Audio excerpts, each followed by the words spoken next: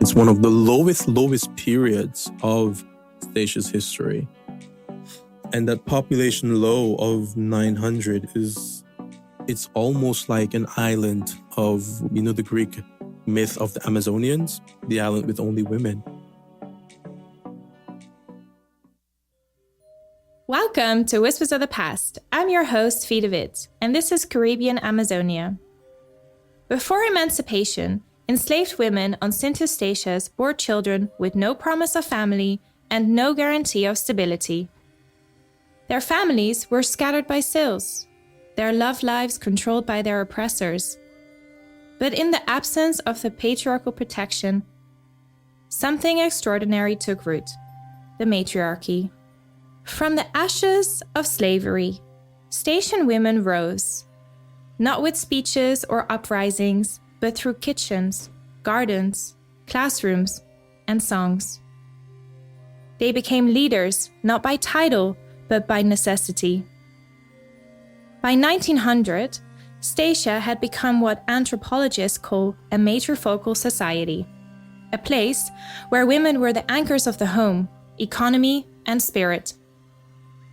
This was not a gentle emergence, it was forced through trauma, generational wounds passed down from slavery, what scholars now call post-traumatic slave syndrome, left men often absent by force or by need, and women carried the weight, and they did. They tilled the land, they raised each other's children, they remembered when the world wanted them to forget. They didn't just maintain society, they redefined it. In this episode, we turn to the years 1900 to 1950, a time when Statia's population dwindled, its economy faltered. This is a story of survival through presence, a story of strength, not in the battlefield, but in the backyard, the bakery, and the classroom. This is the Amazonian of the Caribbean. To begin, we turn to Mrs. Soutekouw, a long-term resident of this island and one of the founders of the Center of Archaeological and Research, who describes this time period in Statia's history.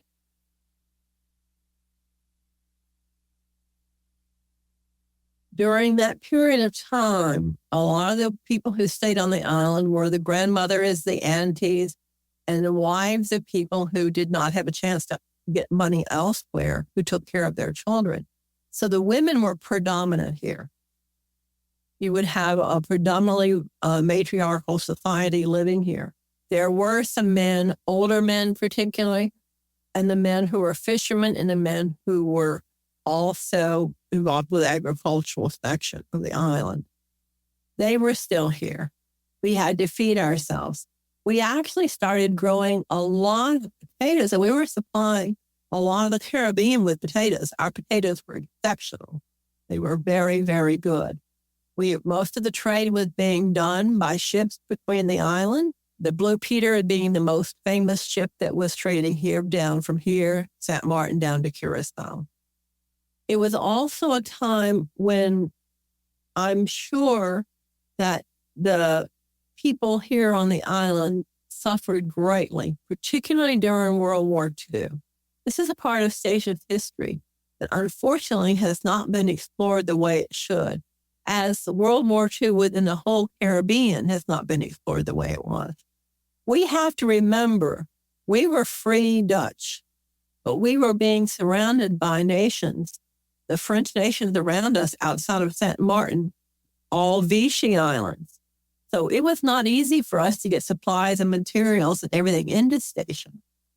There are a lot of wonderful stories out of Anguilla, how the Anguillans helped us by dropping off supplies and materials to us as they passed by from their trips from St. Kitts to Anguilla, so that we would have supplies on St. Eustatius.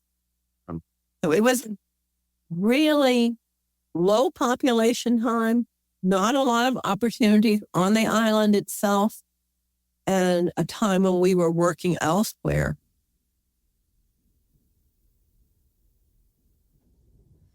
As Mrs. Soutekouw recalls, the early 20th century brought with it a shrinking population and a growing hardship. Amidst the scarcity, women became the lifeblood of Sint Eustatius. grandmothers, wives, and sisters who stayed behind while others left in search of work. These women didn't just keep things going, they kept the island alive. Their quiet persistence carried their community through a time the world barely noticed. With migration drawing men away, first to oil fields in Aruba and Curacao, and later some to wartime service and overseas labor, the rhythms of daily life fell into the hands of those who remained. They worked the land, they raised children, and they traded across island waters, preserving not just a fragile economy, but a whole way of life. This was merely survival, it was transformation.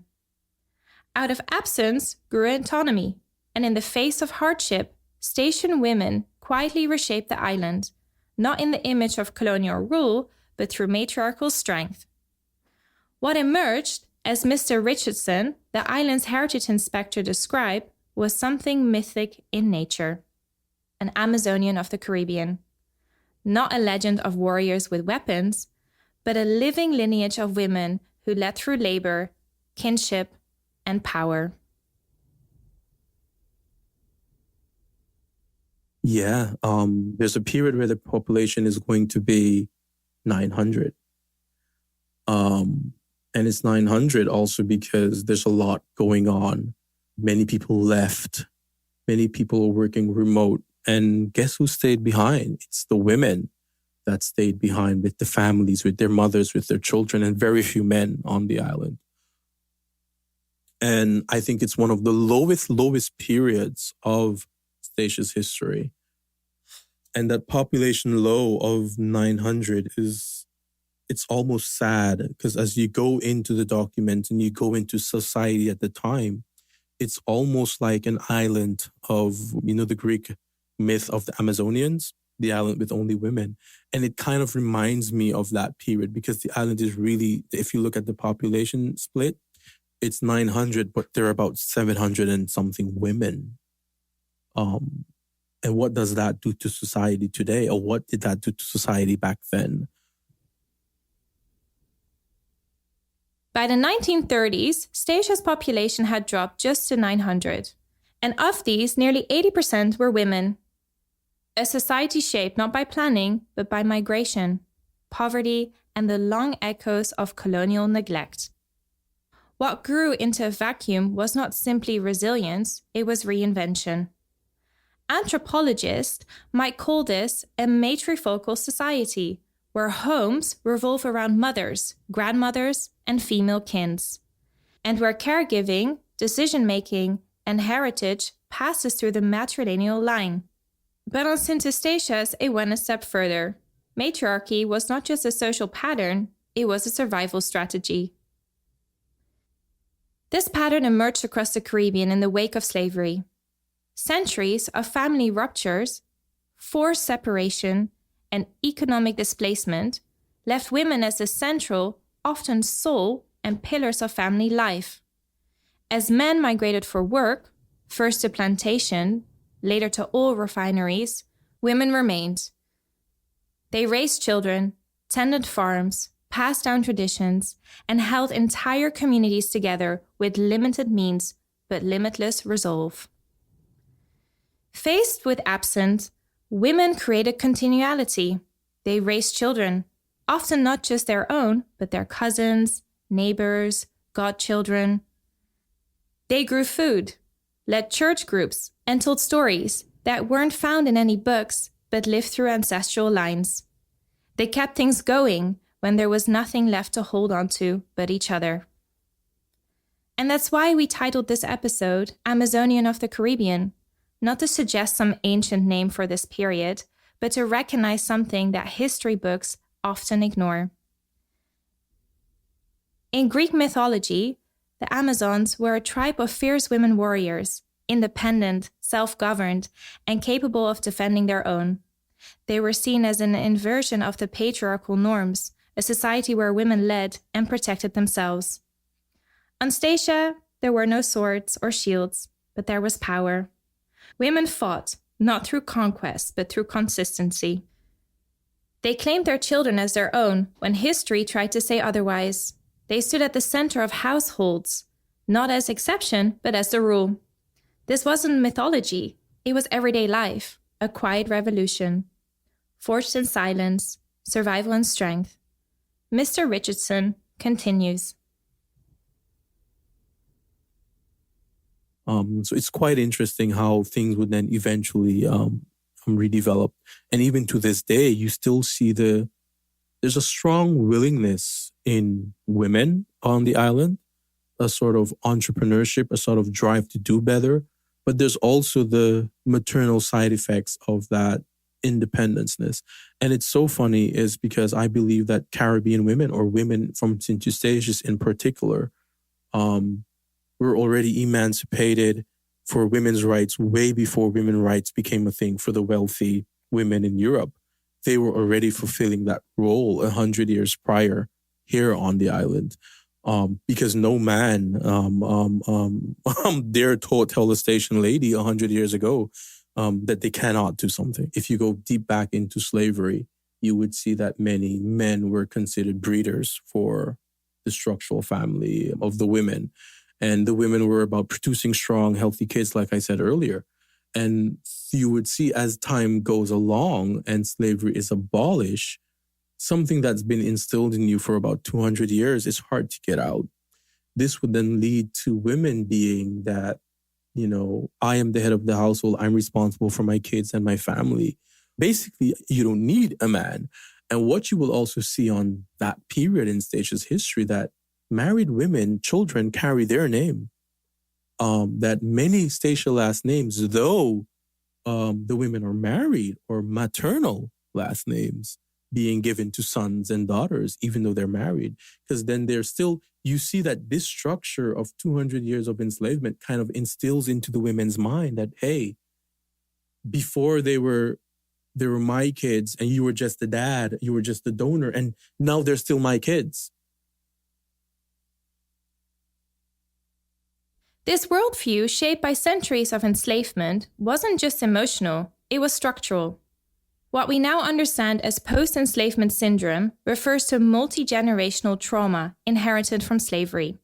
Not only the physical brutality, but the forced dismantling of family systems, the denial of autonomy, and the disruption of identity.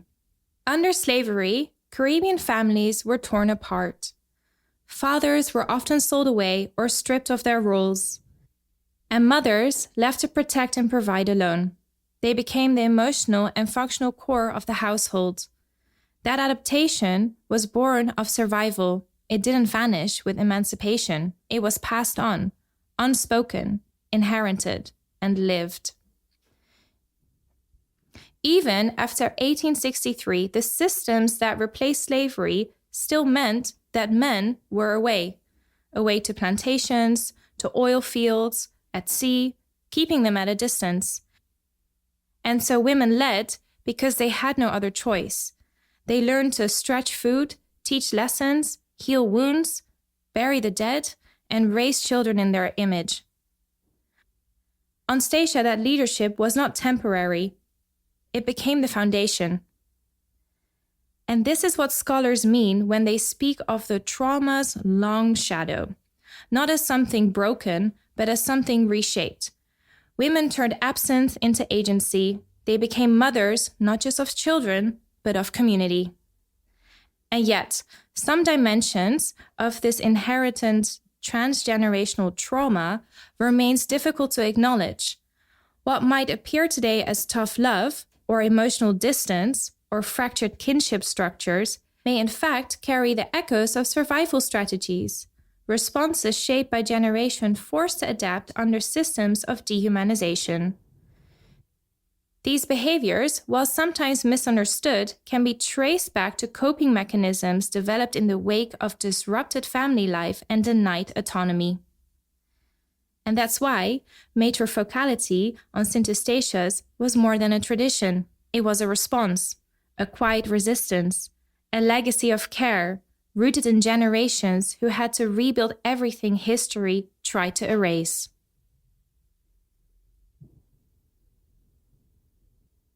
And you see that kind of development really forms, unfortunately, the family structure. And then you see that But this would also lead to women leading, of course, with the Dominican sisters in that society, of course, because now you have these women again. And I think it's an interesting discussion because nuns are not married. While men held political office, it was the women who sustained the island's social fabric in absence of formal authority. They became informal powerhouses, guiding community life with structure, consistency, and care. The Dominican sisters, arriving as missionaries, played a quiet but transformative role in this evolution. Though they were not native to Statia, their presence, being celibate, independent, and often deeply embedded in education and healthcare, offered a powerful model of female leadership outside of marriage or motherhood.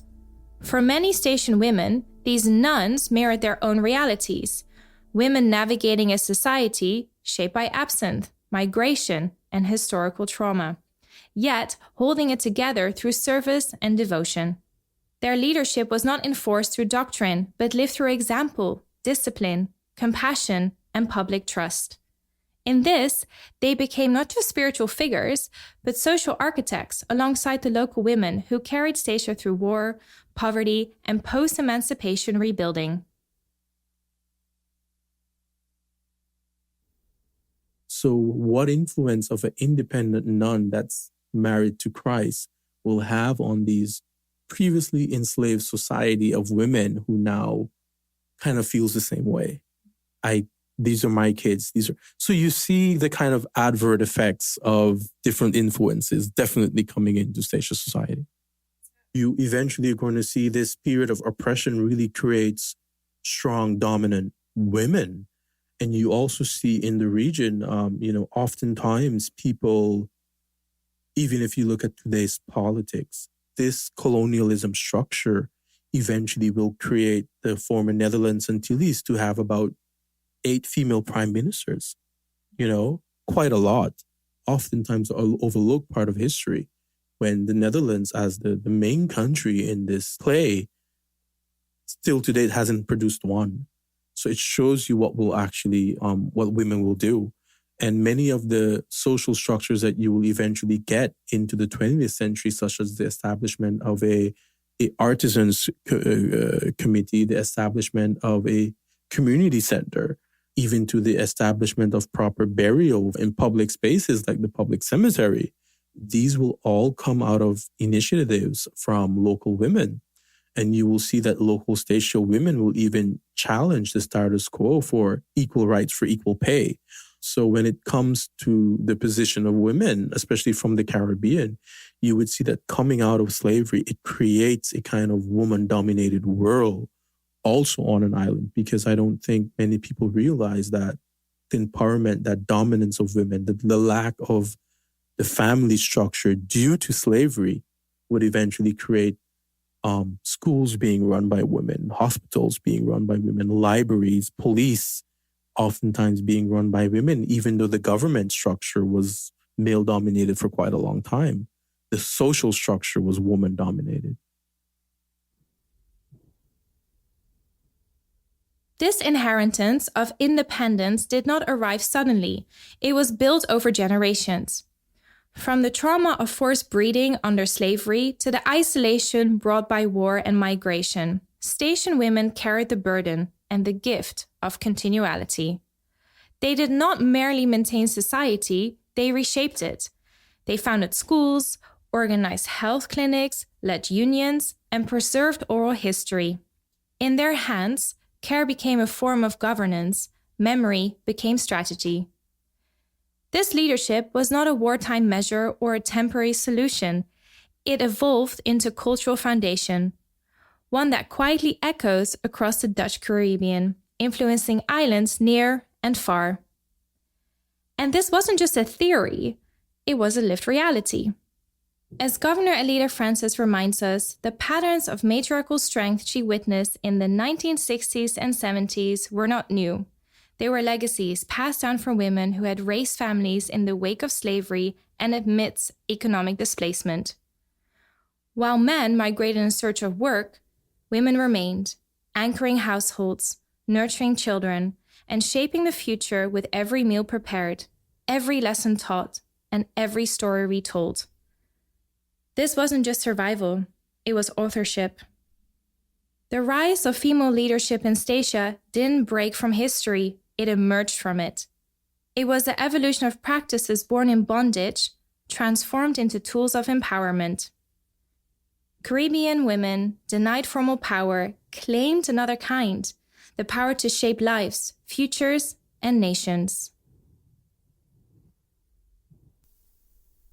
But in our history, we also know the situation that still exists today where there were men who had multiple families, and it still exists today. Most of the men migrated to Aruba and Curacao.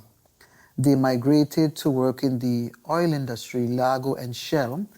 And so when I try to reflect back on those days, the women were actually in charge. They were left behind, took care of the children, but they also had to work. They were women actually doing manual work just to be able to support their families, along with what their spouses would send back from Aruba or Curacao to support the family. And also in those days, women played a prominent role in agriculture. I remember then we had the Dutch farmers that would come to St. Eustatius, and the road that we know now as Concordia Road, on which the Carnival village is located, if you would look at all those homes, they were generally the same types of homes. Those were the homes that were built by the farmers. And back then, my grandmother came to Statia to work in the farms. Of course, she originated from St. Kitts, and there she was a farmer in the cane fields. And she got the opportunity to migrate to St. Eustatius, and she worked seasonally with the Dutch farmers. That is why the property over which Wayne and all other aircrafts land here on St. Eustatius, that area is called the farm because it was the farm ground of the farmers. While women led at home, in the fields, and across community life, the deeper strength of Statia rested in its values. Quietly interwoven customs that held the island together when resources were scarce and families were stretched across seas. But what did leadership look like in the everyday? What were the rhythms of respect, the unwritten rules that lived in voice, gesture, and timing? Anthropologists speak of social fabric, but on Statia that fabric was stitched daily by hand, that disciplined with love, corrected with care, and expected accountability from every child, no matter whose they were.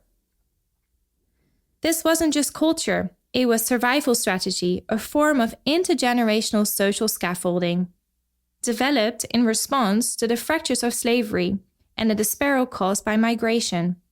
In the absence of formal institutions, community became the institution, and within it, every elder held authority. Every child was watched, not just by their mother, but by the community. To take a glimpse into this world, we turn to Mr. Berkel, a respected elder in the station community known for preserving the island's history through stories and folklore. Coming of age in the 1930s and 40s, his reflection offered not just nostalgia, but a rare, grounded portrait of society, held together not by wealth or policy, but by respect, memory, and mutual care.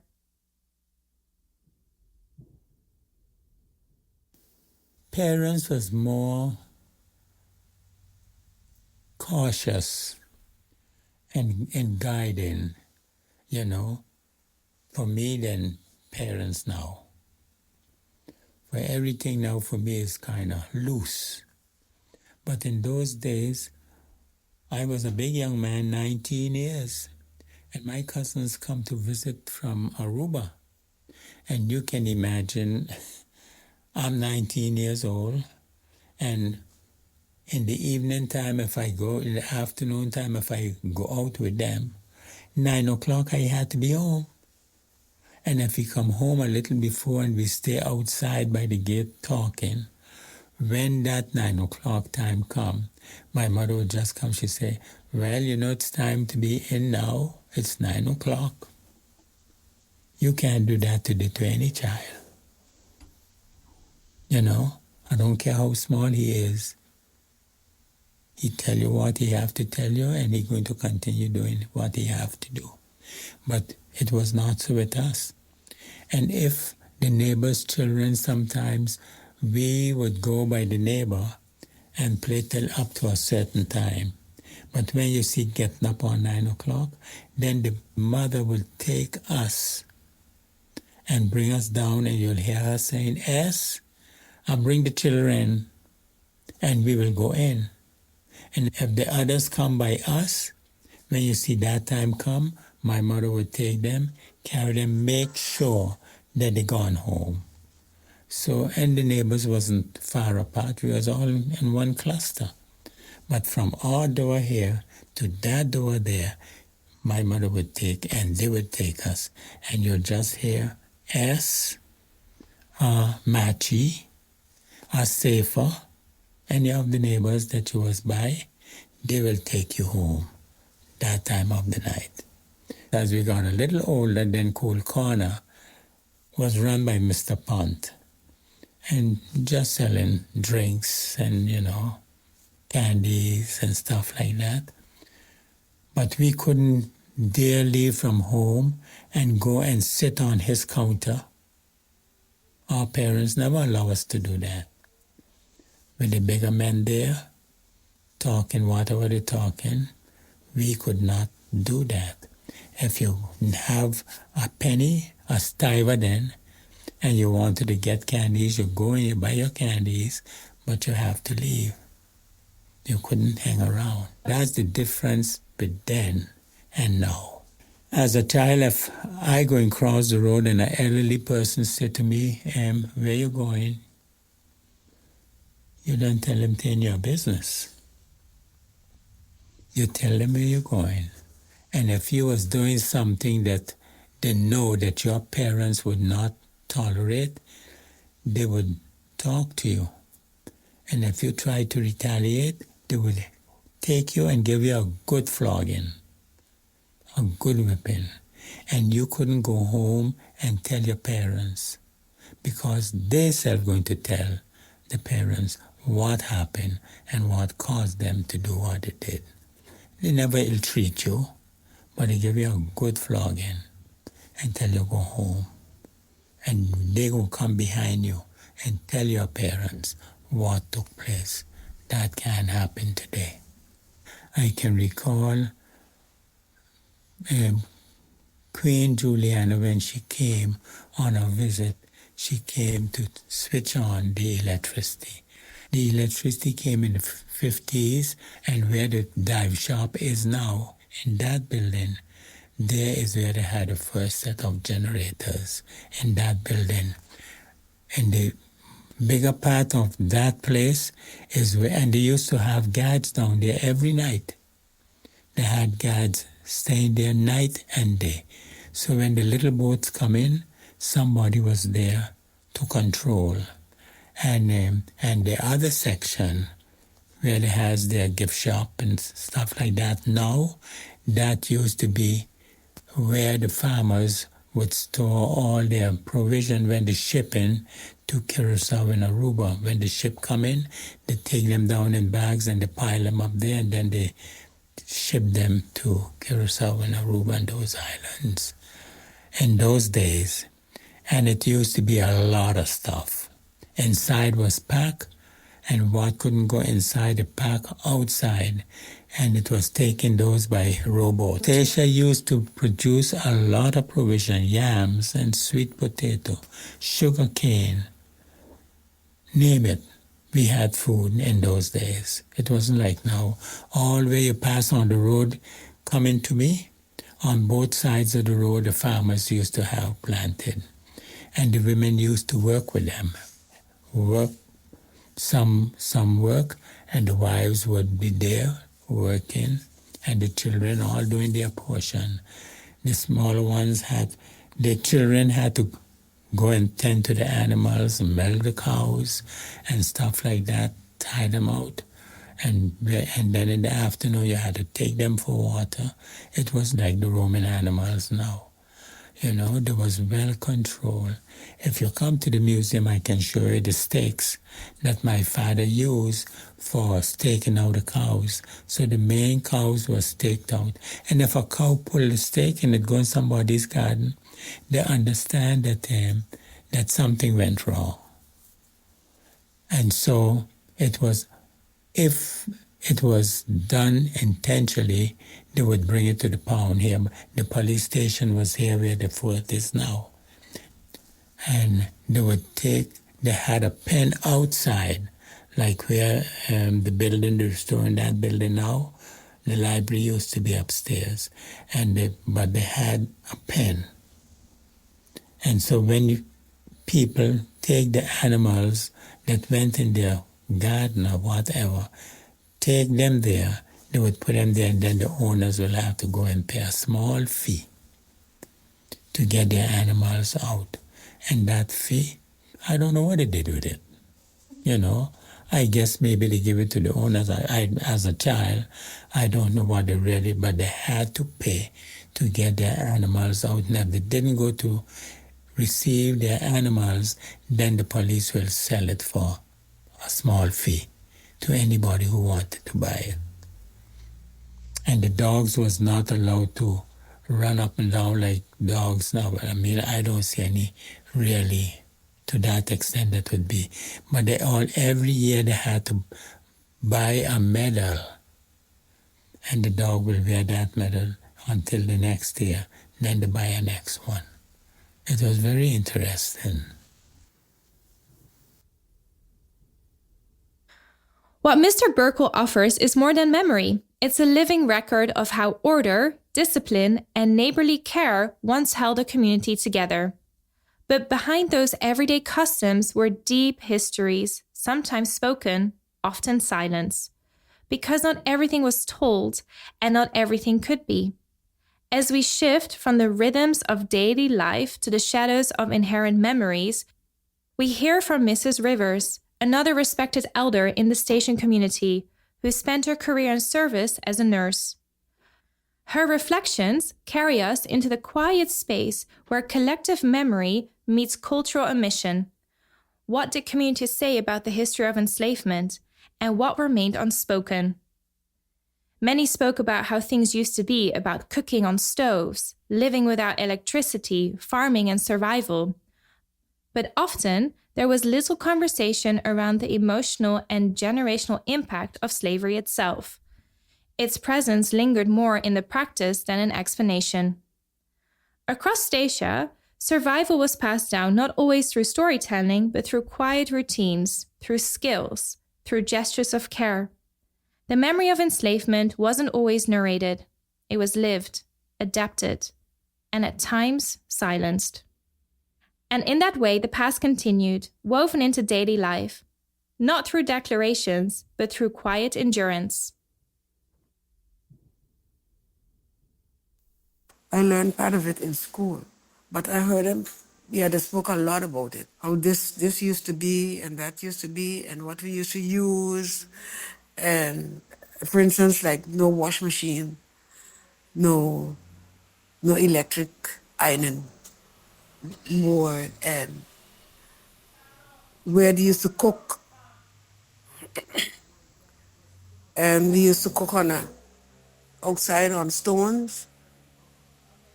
And well, I didn't have much of that because I was more in the electricity type time. But my mother and they grew up with stones, fire stones, and cooking outside.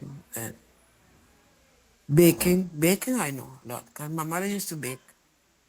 We had a bakery there, and she would make bread for the community and cake and pies and all those types of things. We used to make. They would speak, they would say, but not everything. Only maybe a few pieces of things in between.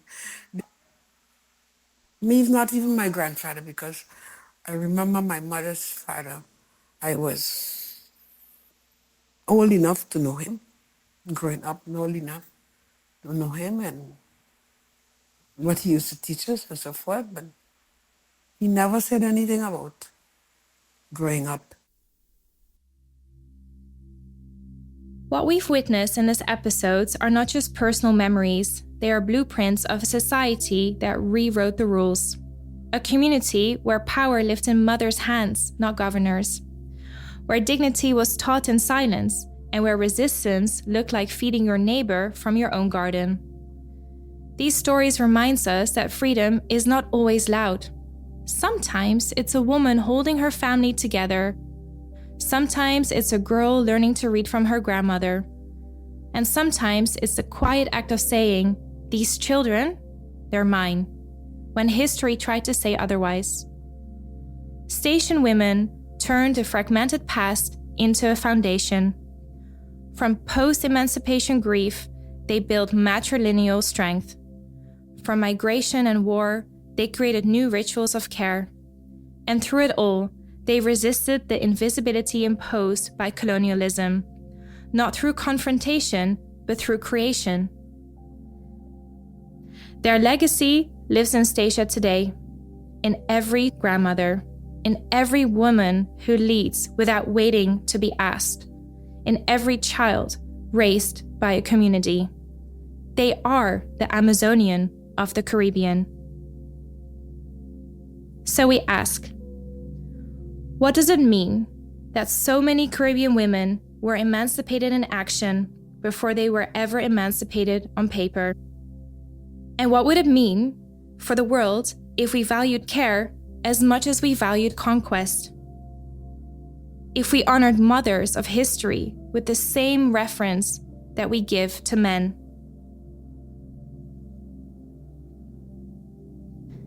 As we conclude this episode, we are constantly reminded how the seeds sown by women still shape the soul of modern-day Statia.